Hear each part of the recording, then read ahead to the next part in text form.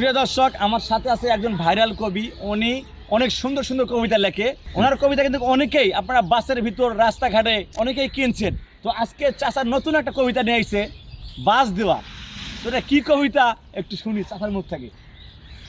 আসসালামু আলাইকুম প্রিয় বন্ধুরা, আসুন দেরি না করে চলে যাই কবিতাতে। আজকের কবিতার নাম হলো প্রতিশ্রুতি।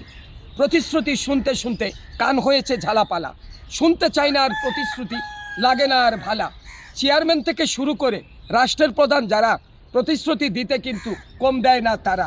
প্রতিশ্রুতি দিয়ে দিয়ে একবার যদি করতে পারে পাস, আগেই কিন্তু জনগণকে দিবার জন্য রেডি রাখে বাস। আর এই বাস কিন্তু সেই বাস না, দিলে লাগবে কাজে।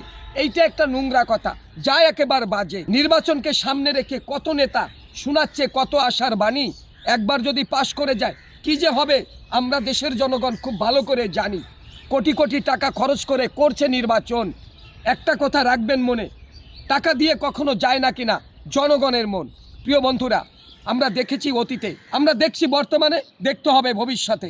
এই দেশের নেতারা কথা কতটুকু রাখে, কতটুকু প্রতিশ্রুতি রাখে আপনাদের খুব ভালো করে জানা আছে, আমরা খুব ভালো করে জানি। তাই বলবো, আপনার আমার একটি ভোট মহামূল্যবান ভোট। এমন কাউকে দিব না আমাদের দেশটাকে ধ্বংস করে দেয়, এমন কাউকে ভোটটা দিব যে আমাদের জন্য, এই দেশের জন্য, আগামী প্রজন্মের জন্য কাজ করবে। আপনার ভোটটা ঠিক তাকেই দিবেন।